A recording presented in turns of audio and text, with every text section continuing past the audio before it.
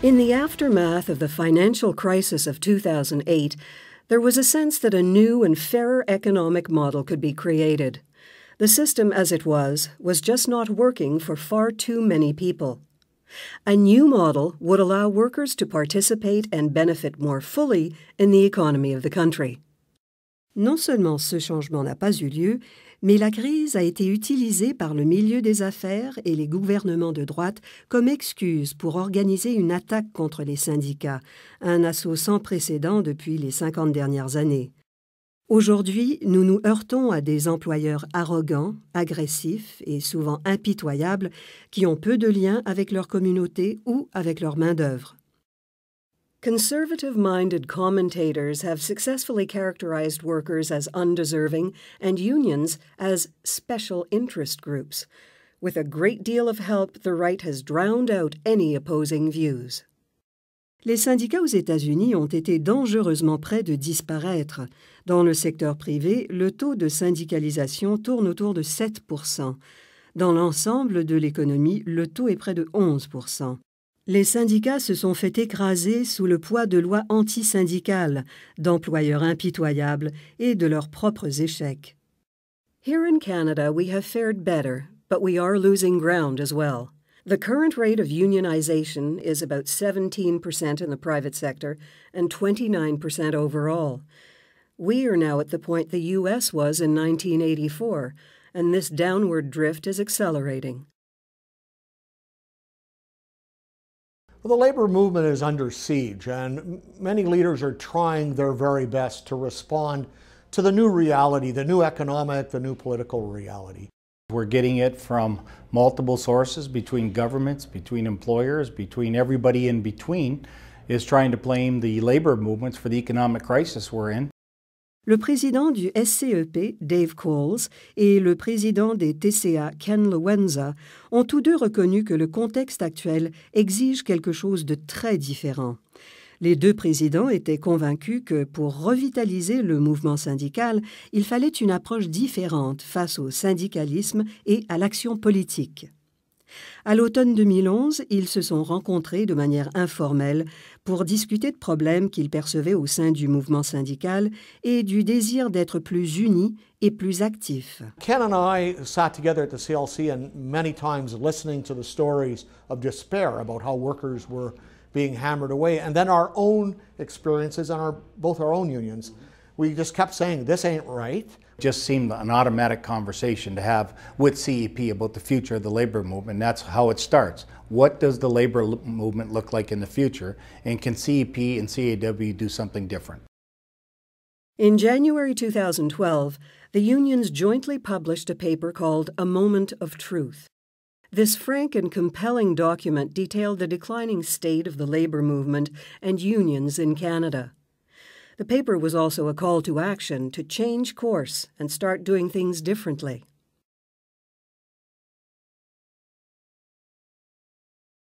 The national executive boards of both unions agreed to continue and formalize the discussions around the possibility of creating a new union. A process was started. 8 représentants de chacun des syndicats ont été désignés au comité des propositions avec une forte représentation régionale. Le comité a reçu le mandat de développer une structure et des principes directeurs sur la fondation du nouveau syndicat. 3 membres du personnel de chacun des syndicats siégeraient aussi au comité. The committee was co-chaired by Peter Kennedy, Secretary-Treasurer of CAW, and Gaëtan Ménard, Secretary-Treasurer of CEP. Nous devons développer, ça va être quoi, les principes fondateurs de la nouvelle organisation. Sur quel principe cette organisation-là va se reposer.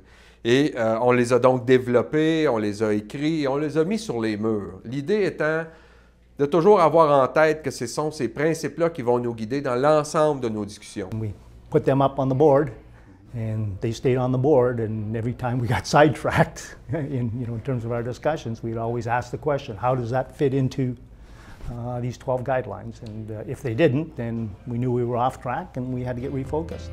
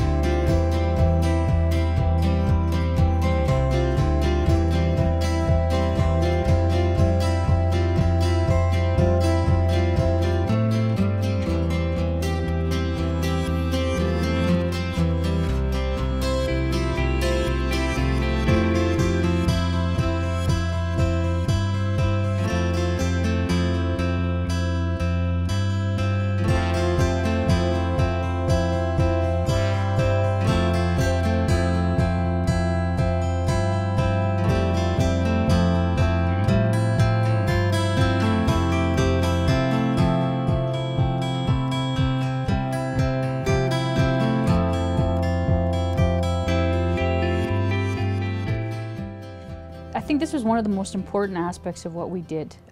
The key principles was done at the very first meeting that we had. Do we have the same values and principles?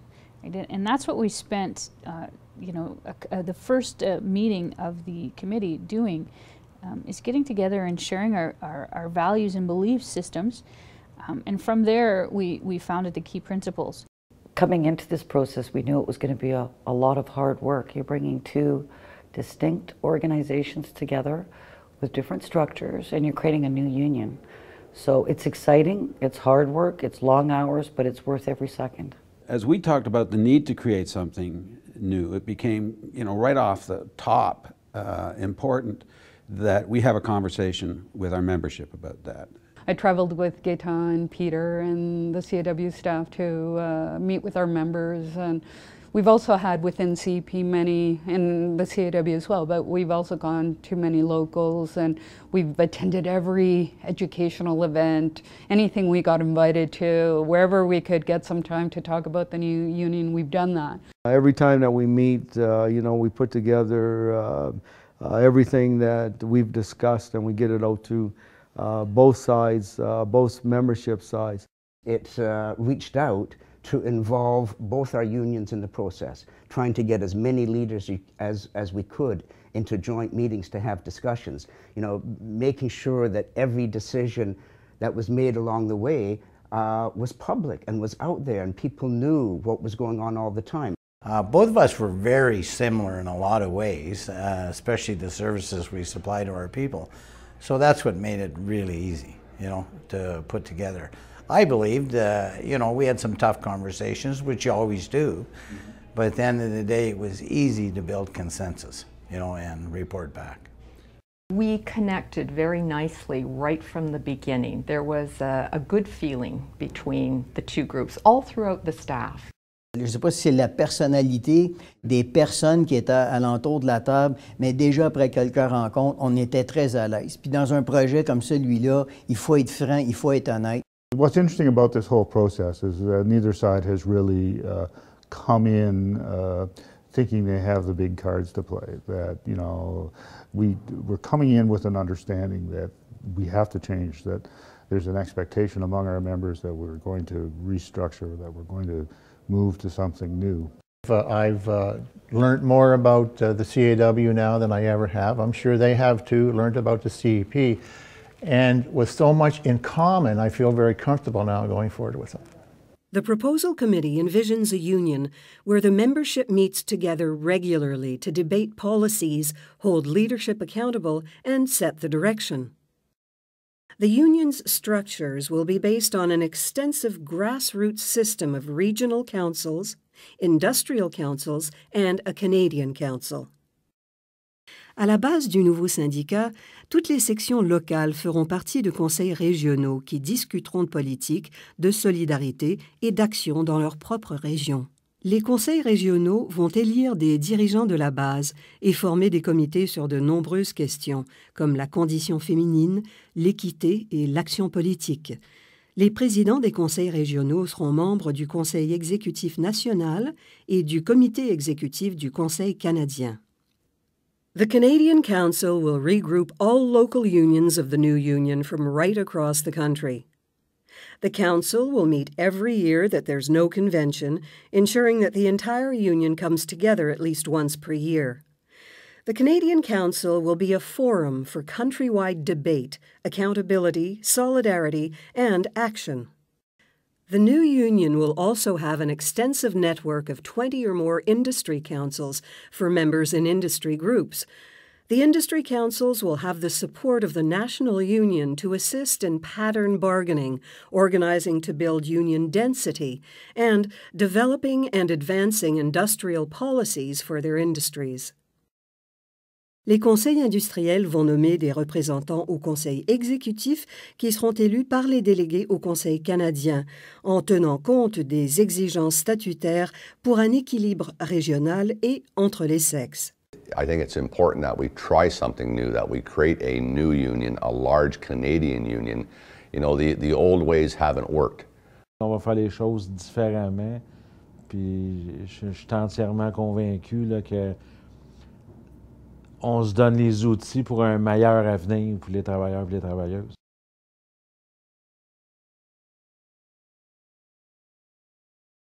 The new union will have a collective leadership working as a cohesive Canada-wide team. This will be a leadership team based on the rank and file. 19 of 25 executive board members will be rank and file, local union, and industry leaders. Les postes de la base au conseil exécutif incluront les présidents élus des nouveaux conseils régionaux du syndicat et du conseil québécois et des représentants des conseils industriels pour représenter les groupes industriels et de négociation. Des postes sont aussi prévus pour représenter les métiers spécialisés, les retraités, les travailleurs racisés et autochtones. 3 national officers, the President, Secretary-Treasurer, and the Quebec Director, will coordinate and lead Canada-wide activities. The leadership team will also include 3 elected regional directors in Western Canada, Ontario, and the Atlantic. Tout en étant représentatifs des régions, des industries et d'autres parties distinctes de l'effectif, tous les membres de l'équipe de direction seront élus et devront rendre des comptes. Ce groupe sera responsable de promouvoir les intérêts de l'ensemble des membres. The board structure is important because both executive boards are going to change. There's going to be a new executive board, which is difficult for either party to imagine because we have our own entrenched executive boards, which both parties feel are very good. And so we needed to look at a board that was big enough so that there's lots of representation, but small enough to be effective. We wanted an opportunity for anybody, no matter where they come from, no matter what industry they come from, no matter what region of the country they come from, that there's an opportunity for them to be able to be reflected in the leadership of the new union. Mm-hmm. So we spent a lot of time to try put that so everybody felt welcome, that they were part of this new union. Et bien sûr, sur le plan financier, une grosse organisation qui rapporte des revenus de plus de 100 millions par année, bien, il y a moyen de faire des choses. Il y a moyen de bouger, il y a moyen d'être présent, il y a moyen de supporter, par exemple, tout l'ensemble du recrutement. On a dit qu'on allait mettre 10 % de nos revenus juste pour le recrutement. Ça représente 10 millions par année qui vont aller pour recruter des nouveaux membres. Alors ça, je pense que ce sont des façons, des résultats de oui, plus gros, ça peut être meilleur. In terms of immediate support for our members, it means that we bring roughly $90 million in the CAW Strike Fund and about $43 million from the CEP Defense Fund, as they call it, which is roughly proportionate to our $90 million in terms of our respective membership bases today. To a point then where we have a strike defense fund in excess of $135 million. C'est beaucoup d'argent, 135 millions. Nous avons décidé d'offrir peut-être un petit peu une meilleure protection pour nos travailleurs qui vont aller en grève ou en lock-out. Pas énorme, mais des petits changements qu'on suggère dans les recommandations. Mais juste de penser que tu as un fonds de 135 millions, moi je dis aux employeurs, faites attention, on est capable de supporter nos membres quand c'est le temps de se battre avec vous. The new national union rate will be 0.735% of the workers' regular wages. Dues will be defined separately for the national union and the local union. For most CAW members, 0.735% is roughly equivalent to the national union's share of their current dues of 2 hours and 20 minutes. For CEP members, 0.735% represents a small decrease from the current per capita to the national union. Le nouveau syndicat sera solide financièrement, avec des revenus annuels de plus de 100 millions de dollars. Ces revenus seront répartis en 5 fonds. Fonds général, 75%. Fonds de grève, défense, 10%. Fonds de recrutement, 10%. Fonds d'éducation, 3,75%. Fonds du Congrès, 1,25%. Ces ressources financières vont permettre de livrer un service de haut niveau promis aux membres, de renforcer notre pouvoir de négociation et de développer le recrutement, les programmes d'éducation et l'influence politique comme jamais auparavant au sein du mouvement syndical canadien. We need to form a stronger Canadian presence, a stronger presence in communities across the country. We need density. We need to be involved in our locals, involved in our communities, and I believe the process and what we're doing here today will really make that happen. Devenant le premier et le plus gros, évidemment, ça nous donne les moyens d'améliorer plein de choses, plein de choses pour nos membres. Et aussi, ça inciterait certainement d'autres membres de se joindre à notre grande organisation et aussi peut-être d'autres organisations à venir se fusionner ou à joindre les rangs de notre nouveau syndicat qu'on va créer. By allocating 10% of national dues revenues to a dedicated fund to support new member organizing, the new union is undertaking the largest and best-resourced organizing campaign in the history of Canadian unions. If organizing isn't a priority, then the union will fail. And both parties acknowledge that, and we need to make it a huge commitment to organizing. And the commitment that we're giving of $50 million for the first 5 years is double what the two unions spend today. And that commitment needs to be there because organizing takes resources on top of a lot of other things. But certainly that's important. It's very, very important. And unions that put organizing front are successful. I think it's something that we've all fallen down over the years, is pushed organizing to a backseat. And the new union is saying we're not going to do that anymore. It's going to be in the forefront, and that's where it's going to stay. This new union that we're creating has the potential to have explosive growth. And our 305,000 members that we'll hit the ground running with could become significantly more in short order.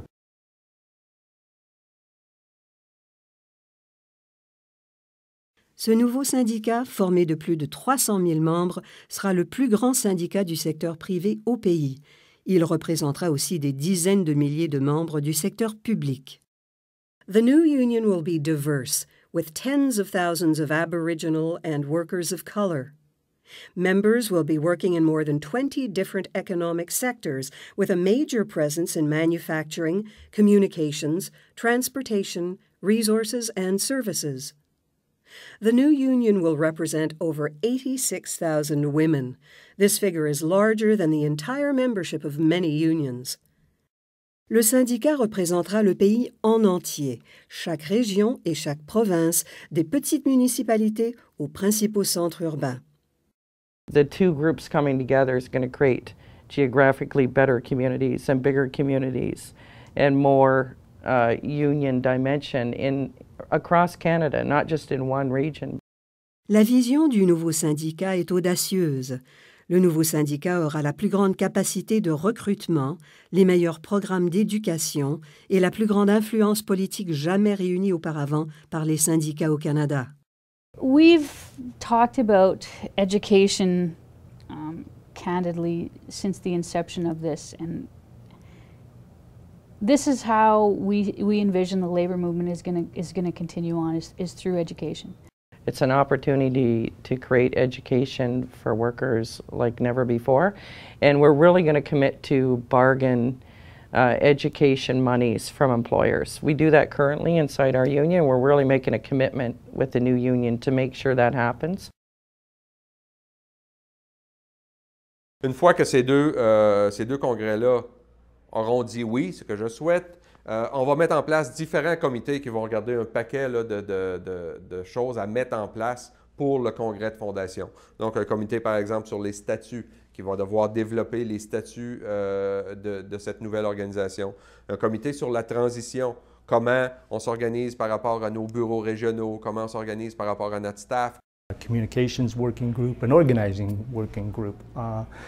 So those groups will begin to do their work in terms of getting ready for a founding convention sometime in 2013. Over the last number of months, the Proposal Committee has mapped out a structure and a vision that will lay the foundation for a new union. In this new era, we need a new way of working, and that's what we're trying to imagine. We're going to take the core strengths that both organizations have today, and then find ways to build on those strengths. We have to reach out and bridge the credibility gap with non-union workers to show to them that we share the same values as them, and that we can provide an effective means for improving their situation, both at work and in their lives. So many people are counting on us to form something that's going to be in their best interest, short-term and long-term. And I think that's what the parties have brought to it, and they have been from the onset. Here's an opportunity to build a better organization, to do what we want to do for our membership, represent them more effectively, have a bigger impact in Canada. On veut être meilleur pour nos membres, on veut être meilleur quand on fait de l'action politique, on veut être meilleur au niveau de la négociation collective. C'est ça la question de bâtir quelque chose de nouveau. This new union will better serve our existing members, attract new members, and create a truly powerful force in Canadian labour and politics. Ces recommandations se trouvent dans le document intitulé « Vers un nouveau syndicat ». Les recommandations seront maintenant envoyées aux délégués des deux congrès pour débattre et décider si nous allons de l'avant dans la création de ce nouveau syndicat plus puissant et plus dynamique.